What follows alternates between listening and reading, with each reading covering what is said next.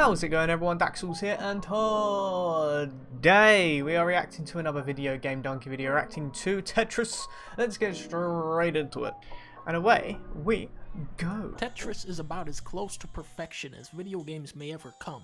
From the moment you boot it up, it's captivating. You see a shape slowly falling down the grid, and you start to worry. You're like, whoa, why is this coming down? How do I stop this coming down? I don't want this. It is broadly apparent how much time you have left to decide where this thing goes. So you just quick drop it down without even thinking, really, and that snap decision will have hundreds of tiny ramifications behind it, which you done messed up for the rest of your days. Its premise of trying to jam blocks into a tiny space is a really easy one to wrap your head around, yet there is so much going on under the hood that it still hasn't gotten stale 3 decades later. How do you follow up such a legendary title?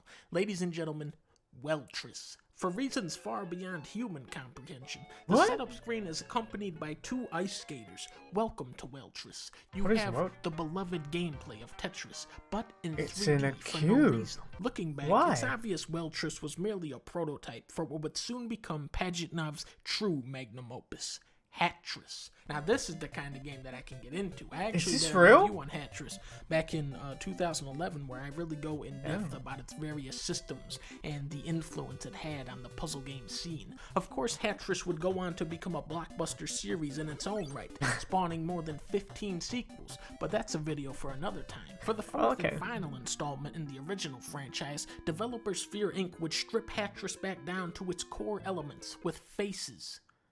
Tris 3.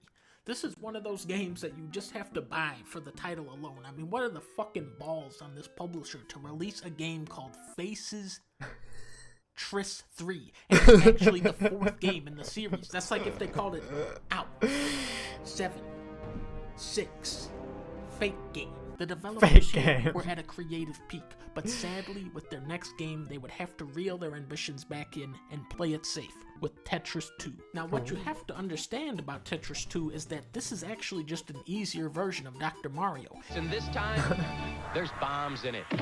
Then you have Tetris 2, except with Roman numerals instead, because these people do not give a fuck about anything. These are not the same games. It is at this point that purchasing a Tetris title becomes a puzzle game of itself. You might look at this cover art and go, oh, Tetris Attack, that's Tetris. No, wrong, moron. That's Yoshi. 3D Tetris. Okay, well that's just 3D. Nope, that's Weltris 2. Think about it. Then you enter the Nintendo 64 era. This is where things would go from fuck to very fuck. Tetris Fear. Why do you make this? Is it to mock me? Reggie is gone, okay? And this game is out there on store shelves 20 years ago. Let that sink in. And while you fucking children were playing Diddy Kong on your Nintendos, the real men were out here playing Tetris 4D on the Dreamcast. And I didn't realize there was many Tetrises. Oh my god. The game is played entirely in 2D. This version came bundled with the Nintendo 64 biosensor. This is real.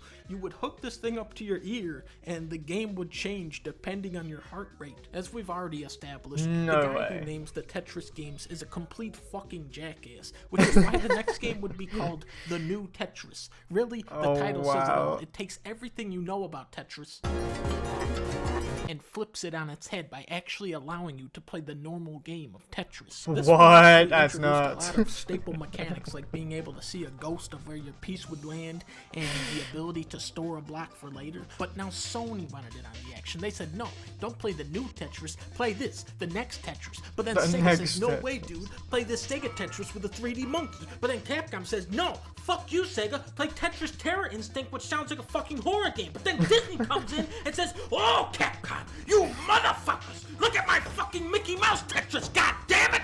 Then you have Tetris Worlds. This was the game to finally introduce the missing ingredient of story mode. We must find a new home. Really? By 2004, Tony Tetris was entering his sicko phase with Tetris Elements, Tetris Mania, Tetris Evolution, Tetris Zone, Tetris Party, Tetris Pop, Tetris... Holy! Let's just narrow things down. They milked it. Tetris Friends is a web browser game where you can play against other people online. It's really easy to invite your friends. You can play with or without power-ups. Plus, then it That's has cool. the neat idea of putting your attacks on a timer, which introduces another layer of strategy and luck. Single player wise, you gotta check out Tetris Effect. This is easily the most stylish version yet, with its beautiful backgrounds and soundtrack that morphs as you play.